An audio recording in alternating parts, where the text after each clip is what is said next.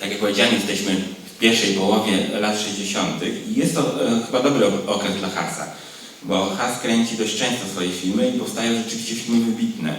Jak powiedziałem, dopełnieniem, pewnym rozwinięciem tematyki Jak być kochaną są Szyfry z roku 66, ale w międzyczasie, jeżeli można tak powiedzieć w ogóle, powstaje Rękopis znaleziony w Saragoście. Niewątpliwie film niezwykły w skali światowej. Jak sam Has mówił w jednym z wywiadów, chodziło mu po pierwsze o pewien eksperyment z narracją filmową, a po drugie chciał nakręcić, jak sam to ujął, poetycki film z podtekstem filozoficznym. No i niewątpliwie ten filozoficzny podtekst jest w jakiejś mierze, czy w dużej mierze oparty na zainteresowaniach Hasa literaturą, ową problematyką czasu, o której już wspomniałem, oraz niewątpliwie opiera się na pewnych motywach z powieści Potockiego, która jest w pewnym sensie powieścią filozoficzną. Scenariusz Has napisał wspólnie z pisarzem Tadeuszem Konwickim, Tadeuszem Kwiatkowskim oczywiście, nie Tadeuszem Konwickim. Przed powstaniem filmu, to jest charakterystyczne również dla twórczości Hasa, powstał bardzo precyzyjny scenopis i projekty scenograficzne Ligi Jerzego Skarżyńskich, przyjaciół Hasa, jego, można powiedzieć, stałych współpracowników.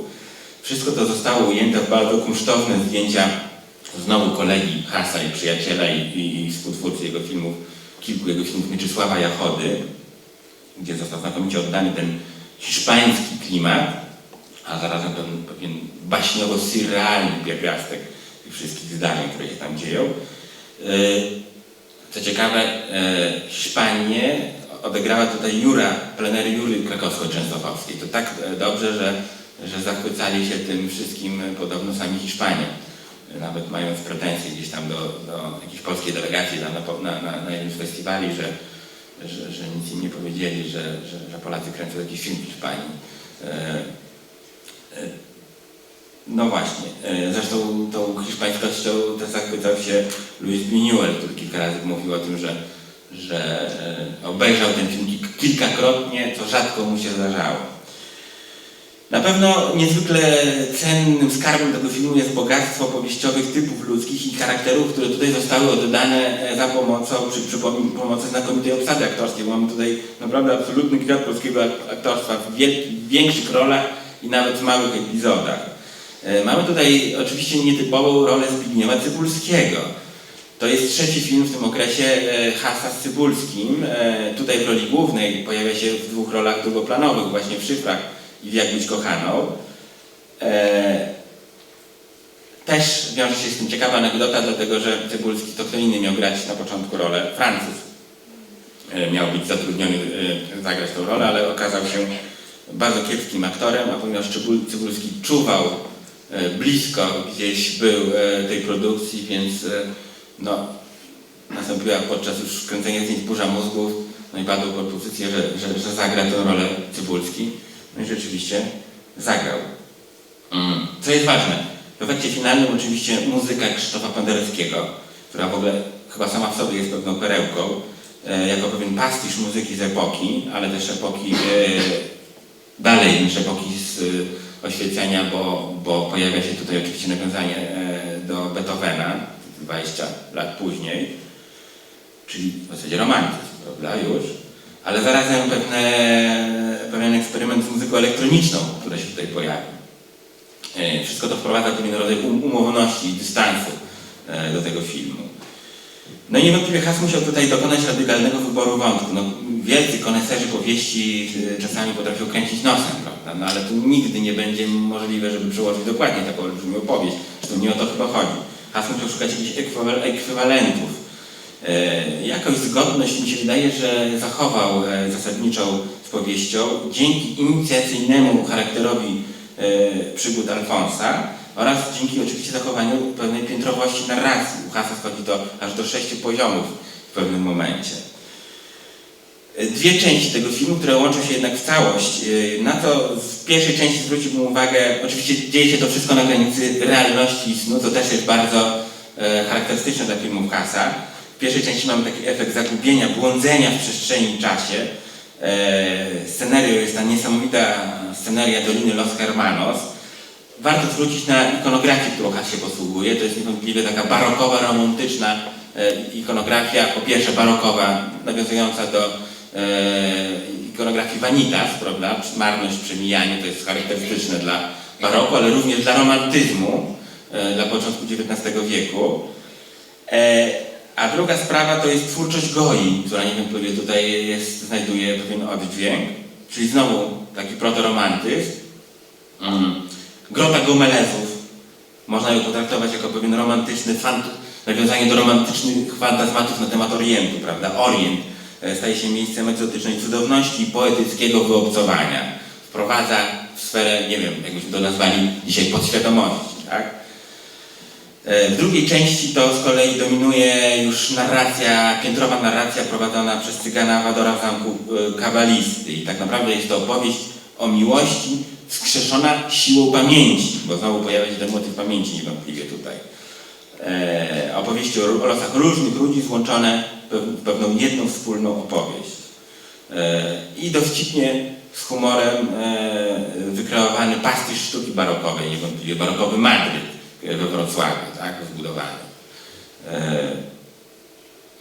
Zamek Kabalisty natomiast jako miejsce spotkania ludzi, opowieści i książek. Znowu pojawia się ważny i niezwykle istotny motyw filmów Hassa. Książki i księga, w której zapisany jest los bohatera. Kto go zapisuje? Czy on jest tam zapisany gdzieś tam odgórnie przez kogoś, czy też sami zapisujemy swój los w tej księdze? To jest, myślę, istotne pytanie tego filmu. Znowu, pewna dialektyka czasu, bardzo charakterystyczna, a niezwykle wyeskalowana w tym filmie. Linearność, czyli upływ czasu, i kolistość czasu, czyli powtarzalność. Upływ i trwanie czasu. Czas, który prowadzi do zniszczenia, ale daje możliwość tworzenia, prawda? Daje możliwość snucia opowieści. Czas zewnętrzny i czas wewnętrzny, czyli znowu czas wyobraźni, prawda, i czas pamięci.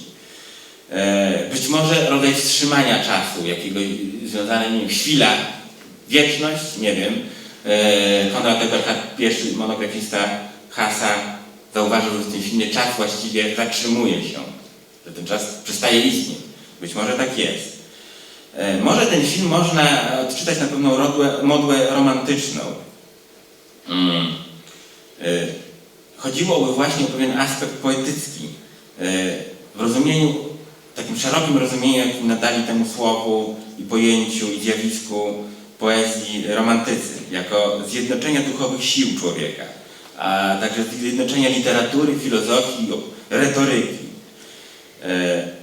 Te opowieści, prawda, które snują bohaterowie, które bohater będzie spisywał również. Novalis, niemiecki poeta, mówił tak: prawdziwa anegdota sama jest już poetycka. Zajmuje ona wyobraźnię.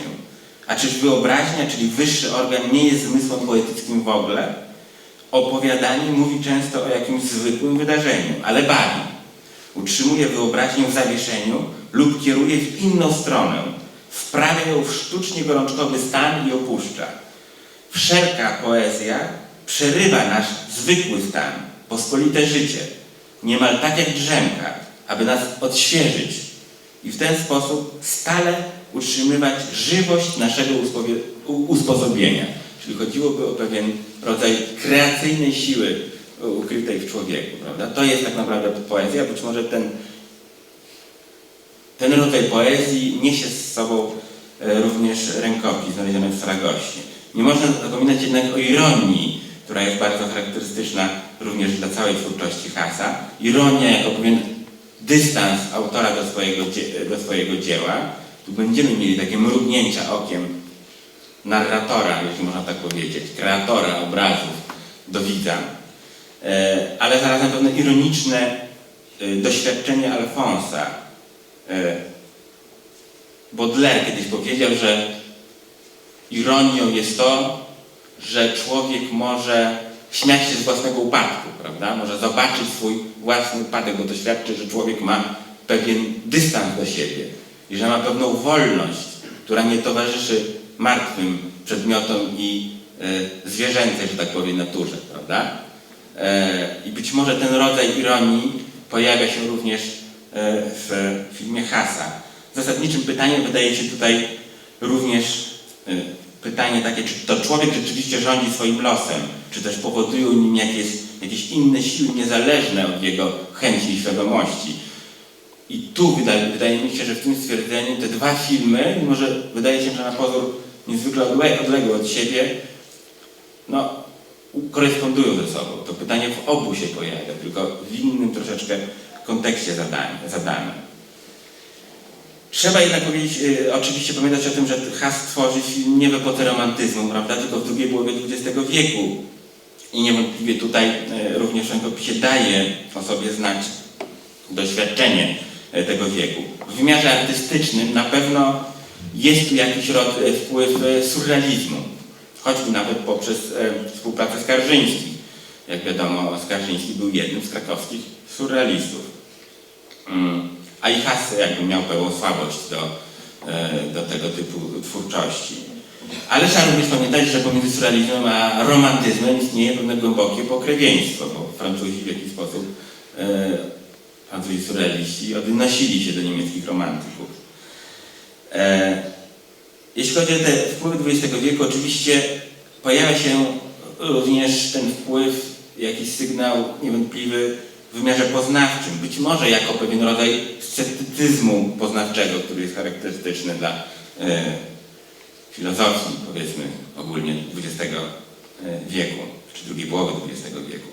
Wydaje mi się tak na zakończenie, że przede wszystkim ten film jest wielkim naprawdę wyrazem artystycznej wolności, który Haas, gestem pewnym artysty, znajmującym właśnie wolność, w czasie, kiedy wydaje mi się tej wolności nie było za wiele, czyli właśnie w połowie lat 60.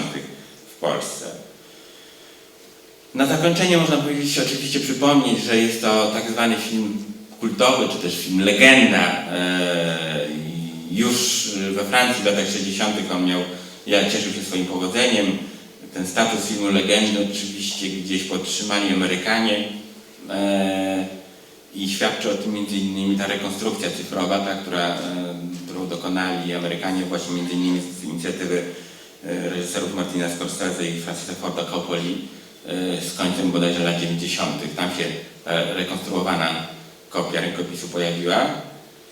No i chyba cieszyć się należy, że my dzisiaj zobaczymy też polską rekonstrukcję tego, czy cyfrową wersję rękopisu, gdzie będziemy mogli w detalu zobaczyć ten klejnot filmu.